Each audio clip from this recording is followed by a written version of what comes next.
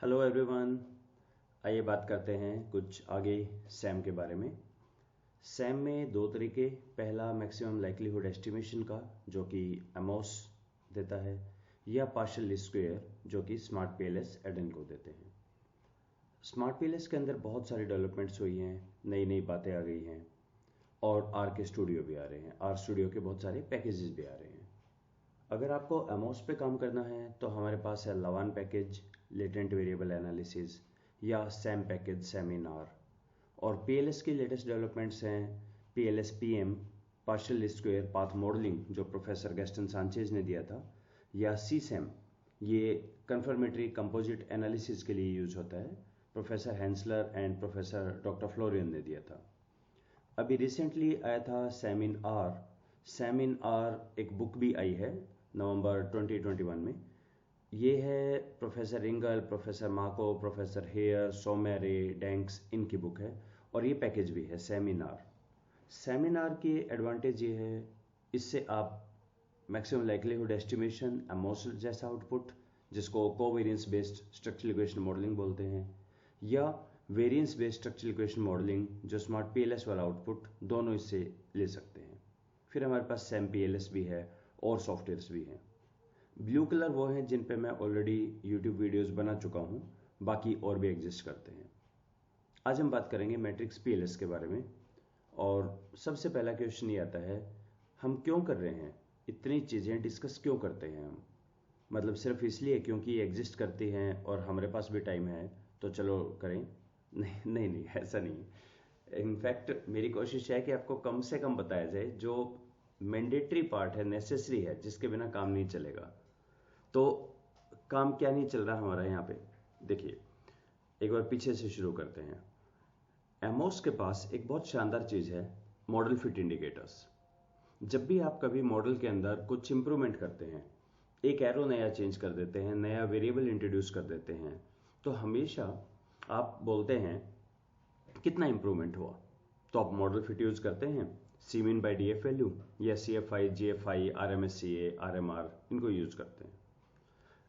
Problem smart PLS की ये है कि यहाँ कोई मॉडल फिट इंडिकेटर नहीं है। तो हम कैसे पता लगाएं कि एक मॉडल है उसमें कुछ चेंजेस किए, वो इंप्रूवमेंट हुई या नहीं हुई? तो जो डेवलपर्स हैं इन्होंने कहा एक काम करें, मॉडल फिट ही सब कुछ नहीं है, आप अलग पर्सपेक्टिव से सोचें। Let's think of the prediction. Prediction कर पा रहा है कि नहीं, कौन सा मॉडल की बेटर प्रिडिक्शन है? तो ठीक है, इसके लिए इन्होंने पीएलएस प्रिडिक्ट दे दिया। कुछ उसके तरीके हैं, अगेन रेजिडुअल्स पे ही काम करते हैं। आरएमएससी लेंगे या फिर आप लीनियर मॉडल का लेंगे, एमएई भी है, उसका पूरा प्रोसीजर है एक। तो ये बोलते हैं जितना आपका कम होगा रेजिडुअल उतना बेहतर है, पता लग जाएगा मॉडल अच्छा है। पर यहां प्रॉब्लम ये हुई कि जो आपने कहा, जो प्रिडिक्शन किया फर्स्ट मॉडल का, सेकंड मॉडल का, और आपने कहा कम होना चाहिए। अब कम तो ऐसा भी हो सकता है कि फर्स्ट मॉडल का रेजिडुअल है लेट्स से 0.8 और वो 0.79 हो गया, कम तो हो गया। 0.01 कम हुआ, पर क्या ये सिग्निफिकेंट है क्या? अब ये चीज स्मार्ट पीएलएस में अभी तक नहीं थी, लेकिन इस चीज का नाम है CV PAT, cross validated predictive ability test, CV PAT. तो ये जो सीवी पैट है अब एक नया आ गया है, आर का एक पैकेज आ गया है, सीवी पैट सी टूल्स नाम से है, सीवी टूल्स नाम से, उसमें हम ये कर सकते हैं। पर प्रॉब्लम ये है, आप जो जैसे स्मार्ट पीएलएस खोल के अब सीधा ये थोड़ी कहेंगे कि चलो पीएलएस प्रिडिक्ट दबाएं। पहले एक मॉडल तो बनाएंगे ना, पहले एक मॉडल बनाएंगे, फिर उसमें जो चेंज करके दूसरा मॉडल बनाएंगे, फिर ही तो देखेंगे ना क्या चेंज आ रहा है। तो उसी तरह से जब हम देखेंगे कि सीवी पैट पे हमें काम करना है, तो सीवी पैट ने चूज किया मैट्रिक्स पीएलएस को।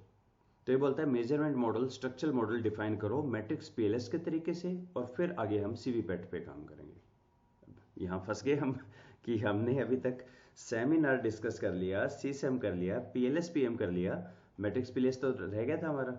तो अब ये मैट्रिक्स पीएलएस भी करना पड़ेगा, और मैट्रिक्स पीएलएस में आने के लिए हमें एक बार मैट्रिक्स भी समझना पड़ेगा। अभी तक मैंने हार्डली कभी किसी प्रोग्रामिंग की बात की है या कंप्यूटर से रिलेटेड बात की है, लैंग्वेज रिलेटेड बात की है। हमारा फोकस है स्टैटिस्टिक्स का, हमें क्यों अननेसेसरी बहुत डिटेल्ड में जाना है। पर अब थोड़ी सी रिक्वायरमेंट है, हमें मैट्रिक्स पे देखना पड़ेगा। रिमेंबर, मैं यहाँ मैट्रिक्स वे ऑफ रिप्रेजेंटेशन बोल रहा हूँ, मैं आपको मैट्रिक्स अलजेब्रा नहीं पढ़ाने वाला कि इनवर्स और कोफैक्टर एडजॉइंट वो निकालो। सिर्फ हम matrix way of representation of the data in rows and columns ये करने वाले हैं। आइए इसको एक हम एग्जाम्पल से देखते हैं। और सबसे पहले हम चलते हैं अपने एक डाटा पे। देखिए मेरे पास यहाँ पर ये पुराना डाटा है, मैं हमेशा यही यूज करता हूँ ताकि कंसिस्टेंसी बनी रहे। Quality leads to satisfaction and both quality and satisfaction leads to loyalty and behaviour intention. ये PLS में मैंने डायग्राम बनाया है, और PLS में जो येलो में आ रहा है ये मेरी चॉइस नहीं है, मैं कुछ भी नाम लिख दूं। ये वो नाम है जो डाटा फाइल के अंदर एग्जिस्ट करते हैं कॉलम्स। यानी क्वालिटी में 6 इंडिकेटर्स हैं, सेटिस्फैक्शन में 4 हैं, लॉयल्टी में 5 हैं और बिहेवियर इंटेंशन में 6 हैं। यानी सेटिस्फैक्शन मीडिएटर है क्वालिटी से लॉयल्टी का और क्वालिटी से इंटेंशन का। अब अगर हम काम करते PLSPM के अंदर, प्रोफेसर गैस्टन सांचेज उन्होंने कहा कि आप अपना मेजरमेंट मॉडल, स्ट्रक्चरल मॉडल ऐसे डिफाइन करें। देखिए यहाँ पे 1 का मतलब है एरो और 0 का मतलब है नो एरो। इसको पढ़ा जाएगा ऊपर से फ्रॉम टू, ऐसे पढ़ा जाएगा। तो अगर मैं एक बार इसको हटा दूं यहाँ पे, तो लेट्स स्टार्ट। इजी तरीका ये होता है, एक्सेल में अगर करूं, पहले इनको सिलेक्ट करें, सिलेक्ट करके आप लिखें 0, पहले में लिखा जाएगा और कंट्रोल एंटर, सारे 0 हो गए। अब जहां जहां आपके एरो हैं उनको 1 करते जाएं। तो क्वालिटी से मुझे दिख रहा है 3 एरो जा रहे हैं आउटगोइंग तीनों कंस्ट्रक्ट्स पे। सो क्वालिटी से तीनों पे 1 एरो गया। सेटिस्फैक्शन से 2 एरो हैं, क्वालिटी पे और इंटेंशन पे, सो लॉयल्टी पे सॉरी, और बिहेवियर इंटेंशन पे। लॉयल्टी से कोई एरो आउटगोइंग नहीं है, बिहेवियर इंटेंशन से कोई भी आउटगोइंग एरो नहीं है। ये बन गया हमारा स्ट्रक्चरल मॉडल, राइट। तो कितना भी कॉम्प्लेक्स डायग्राम हो, आपने सिर्फ ये देखना है सबके नाम लिखे हैं यहाँ पे अपने, और जहां पे है इसको ऊपर से टू फ्रॉम पढ़ेंगे, यहाँ टू पढ़ेंगे, फ्रॉम दिस टू दिस। एक बार सारे 0 लिख लीजिए, बाद में जहां एरो है उसको रिप्लेस कर दीजिए 1 से। Now going further, professor Gaston Sanchez बोलते थे कि आप पहले ये भी डिफाइन करेंगे क्वालिटी है, कॉमा, सेटिस्फैक्शन, दिस, उसके बाद सिर्फ अपना इनका अपने जो डाटा फाइल है उसकी पोजीशन बताते जाइए, like 1 to 6, 7 to 10, 11 to this. तो इसका मतलब है ये अपने आप समझ जाएगा। कॉमा का मतलब है ये फर्स्ट है, 1 to 6 ये क्वालिटी में मान लिया जाएगा, 7, 8, 9, 10 ये सेटिस्फैक्शन में। तो that was a very easy method कि आप सिंपली ये डिफाइन कर दीजिए आपके पोजीशन कहां पर है। ये हो गया आपका मेजरमेंट मॉडल। इसको ऐसा पढ़ा जाएगा, क्वालिटी में कितनी है, जैसे मैंने 1 to 6 लिखा तो पहले 6 कॉलम मेरी अटैच डाटा फाइल के वो क्वालिटी के इंडिकेटर्स मान लिए जाएंगे, एंड सो ऑन। अब यहां पे मैट्रिक्स PLS थोड़ा सा डिफर करता है। मैट्रिक्स PLS का कहना है नहीं, लगभग जैसे आपने स्ट्रक्चर डिफाइन किया ना ऐसे ही डिफाइन करो। यानी हम यहां पे बनाएंगे कि जितने हमारे कंस्ट्रक्ट्स के नाम हैं, ये अभी 4 दिख रहे हैं मुझे, और जितने मेरे इंडिकेटर्स हैं ये सारे इंडिकेटर्स हो गए, इनको एक मैट्रिक्स फॉर्म में आप बनाइए। तो अब ये तो काफी बड़ा मैट्रिक्स बन गया। नंबर ऑफ मैट्रिक्स को बोला जाता है how many rows and columns. तो मेरे पास रोज हैं 21, कॉलम है 4, तो 21/4 का एक मैट्रिक्स मुझे बनाना है। खैर उतना लंबा नहीं होगा, बिल्कुल एक्सेल में तरीका, पहले मैं सिलेक्ट करता हूं, एक में लिखा 0 और कंट्रोल एंटर, सब में 0 आ गया। अब जहां पे भी मेरे ये इंडिकेटर्स हैं, जैसे क्वालिटी में 6 हैं, इनको 1 कर देते हैं। सो ये जो 6 हैं इनको कंट्रोल एंटर, अब टाइप भी कर सकते हैं। लॉयल्टी में ये लॉयल्टी की 5 स्टेटमेंट्स हैं, 5। सेटिस्फैक्शन में 4 स्टेटमेंट हैं, और बिहेवियर इंटेंशन के अंदर हमारी 6 स्टेटमेंट हैं। ये वाला तरीका हमें यूज करना है मैट्रिक्स PLS के अंदर। यानी PLSPM में एक तो मैट्रिक्स फॉर्म में था और एक हम सीधा टाइप कर देते थे। मैट्रिक्स PLS में दोनों को हमें इस फॉर्म में देना है। अब आपके कितने भी इंडिकेटर्स हो, should not be a problem. आप यहां लिखें, इधर आपको ये फैक्टर एनालिसिस जैसा दिख रहा है, सारी स्टेटमेंट कौन सी किसके अंदर जा रही है। 1 का मतलब है ये इसमें कंसिडर किया जाए, 0 का मतलब नहीं करना है। जैसे लॉयल्टी में ये लॉयल्टी की 5 स्टेटमेंट सिर्फ लॉयल्टी में है और किसी में नहीं है। सो ये स्ट्रक्चरल मॉडल हो गया, ये हमारा हो गया मेजरमेंट मॉडल। एक देंगे डाटा फाइल, एक लाइन के कमांड लिखेंगे, मैट्रिक्स PLS में आपका सारा रन हो जाएगा। So very very simple. हमें तो आगे बहुत ये भी नहीं करना है इसकी CVE वगैरह निकालें, हमें तो मैट्रिक्स फॉर्म का रिप्रेजेंटेशन यूज करना है ताकि हम CVPAT पे जा सकें, राइट। लेकिन इसके लिए हमें थोड़ा सा सीखना पड़ेगा मैट्रिक्स के बारे में, हमने अभी तक बात नहीं की है, आइए अब कर लेते हैं। मैं बनाता हूं एक मैट्रिक्स MATR मैट्रिक्स। सो जैसे ही मैंने लिखा, इसने कहा पहला अपना डाटा बताइए, कहाँ है डाटा, कितनी रोज है और कितने कॉलम्स है। तो मैंने कहा जैसे 0 to begin with, number of rows मेरी है 3 और नंबर ऑफ कॉल्स हैं 3। मैं अभी कंट्रोल एंटर प्रेस नहीं कर रहा। अब देखिए जब मैं मैट नंबर एक तो मैट लिखता हूं तो स्निपेट आ जाता है, एक वेरी फास्ट तरीका काम करने का।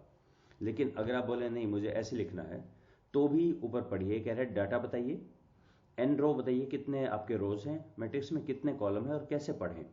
आइए इसको समझते हैं कैसे। पहले मैं इसको देख लूं फिर ऊपर चलते हैं। जैसे मैंने लिखा 0, यानी सब में 0 लिखो, n row, number of rows हैं 3 एंड नंबर ऑफ कॉलम्स हैं 3। तो देखिए ये एक मैट्रिक्स बना दिया 3x3 का। अगर मैं यहाँ पे लिखता हूँ, इसी को कॉपी पेस्ट कर लेता हूँ, मुझे लिखना है 1 to 9, तो मैंने लिखा 1 2 3 4 5 6 7 8 9। अब मैं अगर एंटर प्रेस करूंगा तो ये एरर बोलना चाहिए इसे। क्यों एरर? इसने कहा कि ये क्या लिखा है आपने इतना सारा, एक आर्ग्यूमेंट होना चाहिए ना। देखो मैट्रिक्स जब मैंने लिखा तो फर्स्ट बोल रहा है data is equal to what, तो आप इतने कॉमे थोड़ी लगा सकते हैं, एक ही आएगा। तो ऐसे में हमें क्या करना पड़ता है, इन सब को एक के अंदर हम कर देते हैं and this is called concatenation. तो ये ऐसे बन गया मेरा, राइट। अब जब मैं ये लिखूंगा इस चीज को, ये कैसे आएगा, ये जो मैट्रिक्स रन होगा, क्या 1 2 3 फर्स्ट रो के अंदर आएगा या फर्स्ट कॉलम में 1 2 3 आएगा, वर्टिकली बनेगा मैट्रिक्स या हॉरिजॉन्टल बनेगा। ओके, इसका एक और भी है बाय रो। अगर बाय रो मैं ट्रू कर देता हूं तो देखो अब ये मेरा बनेगा रो वाइज, बाय रो ट्रू, हाँ रो वाइज बनाओ। तो 1 2 3 ये बनाना शुरू करेगा, 1 2 3, 3 कॉलम हो गए ना, एन कॉल आपने 3 डिफाइन किया है, पहला कॉलम दूसरा तीसरा। 4 जो है वो पहले कॉलम में आएगा, 4 5 6, 7 जो है फर्स्ट कॉलम में आएगा, 7 8 9। और अगर इसको आप फॉल्स कर देते हैं तो हमारा ये बनेगा नहीं, रो में नहीं पढ़ना है तो कॉलम में पढ़ेंगे, तो वर्टिकल लिखेगा 1 2 3 4 फर्स्ट रो में आ जाएगा, 4 5 6 7 फर्स्ट रो में आएगा, 7 8 9। और अगर मैं नहीं लिखता तब क्या होगा इस चीज का, तो हमारा ये पढ़ा जाएगा, यानी बाय डिफॉल्ट जो मैट्रिक्स बनेगा आपका, अगर आप नहीं देंगे तो वो कॉलम वाइज बनेगा। तो ये बोलते हैं डिफॉल्ट आर्ग्यूमेंट, नहीं देंगे तो ऐसा रहेगा। तो मैं वापस आता हूं m के ऊपर, और m मैंने एक बना दिया है 0 का, ठीक है। हम ऐसे ही शुरू करेंगे जैसे अब वो बनाए 21 बाई उसका। सो मैंने यहां पे लिखा जैसे matrix 0 21 rows and 4 column, control enter, बन गया जी, नॉट अ बिग डील। लेकिन हमें जैसे यहां लिखना है 1 1 1, पहले इनके नाम लिख लेते हैं।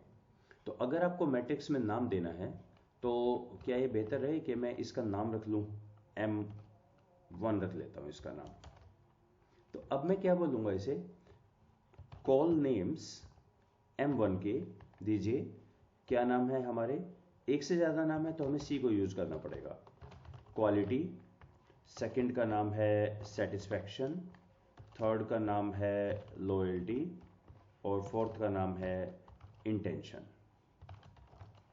ये मेरे नाम हो गए हैं इसके। सो चेक कर लें दोबारा M1 लिख के, तो बिल्कुल मेक सेंस आ गए हैं ये।